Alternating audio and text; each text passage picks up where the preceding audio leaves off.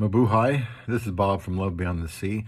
This video is about the jeepneys of the Philippines, and it's from an article from aljazeera.com, and it concerns the ubiquitous, ever-present jeepney in the Philippines. Many of you have ridden in those, most likely. I have, but their usefulness might be a little bit in jeopardy, and that could impact people living in the Philippines. So this is, our Philippines jeepneys, coming to the end of the road type of video.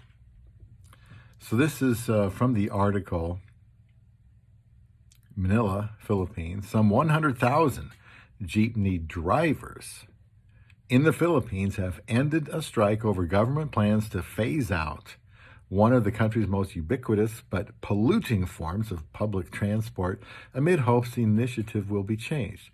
Transport unions Piston and Manabella began the action on March 6, prompting schools in Metro Manila and many other areas to move teaching online and other businesses to work from home. Jeepneys, which originated at the end of World War II, when enterprising Filipinos repurposed old Jeeps left by the United States Army into public minibuses, able to carry as many as 25 people at a time. These are today the cheapest and most common form of commuter transport in the Philippines. Personally, I never minded it. It gets a little crowded in there, but it gets you around and it didn't cost very much. Back to the article, the roads in the Philippines were noticeably quieter as Piston declared that 90% of the capital's jeepney routes had been suspended. It was a similar situation elsewhere in the country. The Land Transportation Franchising and Regulatory Board, which is overseeing the government plan, downplayed the impact of the strike on Tuesday when this article was written. However, union leaders were called to the presidential palace for a closed-door meeting. Speaking on Wednesday, Manabella's chairman, Mar Valbuena, said drivers would, quote, hold on to the statement of our beloved President Ferdinand Bongbong Marcos Jr. that the administration is open to studying and revising the plan to maintain the livelihood of drivers and operators, end of quote. At issue here is the PUV Modernization Program, which was first announced in 2017, includes replacing diesel-based jeepneys that are 15 or more years old with newer, cleaner minibuses, as well as the consolidation of operators and drivers into cooperatives. And the LTFRB initially declared April 1 would be the last trip for the older vehicles, but amid strong opposition from transport groups, it moved the deadline to June and finally to December 31st. After that, jeepneys that have not complied with the, as they call the PUVMP, will be banned. An execution is still an execution if you just move the date. Piston chairperson Modesto Florando told Al Jazeera, the government is massacring our livelihood. Jeepneys are dubbed the kings of the road, and their drivers work through franchises based on a license to operate provided by the government. A franchise holder usually owns at least one jeepney and often hires several drivers who ply the route in shifts. Under this PUVMP, drivers and owners will have to form a cooperative, which government officials say will improve efficiency. According to the LTFRB, there are about 158,000 traditional jeepneys in the country, while 5,300 modern jeepneys with air conditioning and security cameras are already on the road.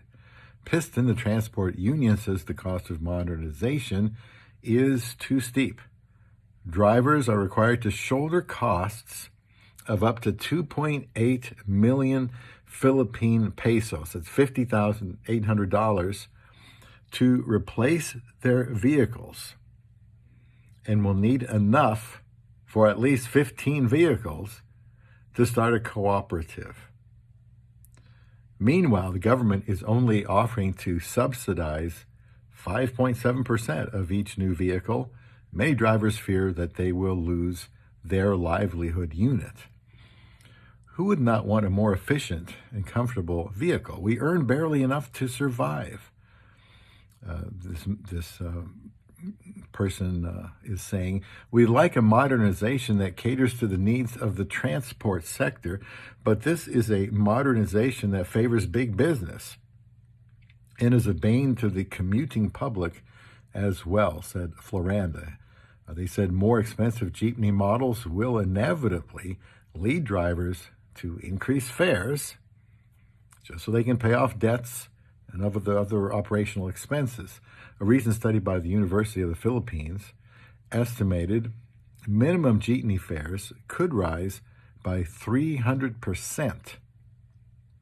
The study warned of two blind sides: the high price per unit of the modern jeepney and the domino effect of a possible jeepney fare hike to cover the cost of purchasing modern jeepney units. It said fare increases would probably lead to higher living costs as it would become more expensive to move food and other necessities. The jeepney drivers taking part in the strike have labeled the program a corporate takeover because modern jeepneys mean partnering with foreign car makers such as Hino Toyota, Hyundai, and Fuso Mitsubishi. A few days before the strike, jeepney driver Juni Bendoy circled his route for 16 hours instead of the usual 12, just to ensure he had enough money to see him through the industrial action. Bendoy, the vice president of the Novaliches Transport Coalition, one of the biggest in Metro Manila, called his extra hours a necessary sacrifice and says, "Why are they forcing us into an impossible position?" Bendoy said, "We've been through so much. They are not letting up in making our lives harder." Drivers say they have struggled with barely any help from the government during the pandemic, with when jeepneys were banned from the roads for more than a year, as well as with the successive fuel price hikes. Now we have to contend with the phase out. He continued, "We don't have any days off. We keep our eyes open because the moment we close them, our jeepneys might be taken from us." On average, Bendoy brings home $3.60 a day, $3.60 a day after expenses. Not nearly enough to save for that modernization that I talked about, which he says will, quote, bury us in debt. Nick Ventura, 43, an officer at the Novaliches Blumentritt Operations and Drivers Association, I'll try not to say that again, declined to join the franchise cooperative when he moved back to the Philippines after working as a driver in Qatar. "I came back to the Philippines, or came back to the country, because I was told there was a better program for us drivers. But I couldn't afford the down payment. Also, I couldn't wait around for 7 months for the new unit to arrive, and I didn't think that a daily boundary of 2,500 Philippine pesos, which is $45, was acceptable." He says that would mean I'd have to work for nearly 24 hours just to take home a decent amount. Drivers currently pay a quota fee or boundary to the jeepney owner so they can drive the vehicle. For Ventura, this fee is $9. While the drivers do not get a wage, they get to keep whatever is left after paying the quota and paying for fuel. Under the new system, they will be paid a daily wage, but will still have to pay a quota depending on the route. Piston says drivers are reluctant to engage with the system because wages will be low while quotas will be high. And in the run-up to the presidential election in 2022, then candidate Marcos Jr. promised that he would back the interests of drivers, winning their support for the campaign. Now that he is in office, some feel they have been misled. Quote, "He broke his promise. He told us as long as our vehicles passed the emissions testing, we would be able to provide a public service," said Ventura. And I'm going to be out of time, so I'm just going to stop right there. But let me know your thoughts about this jeepney situation.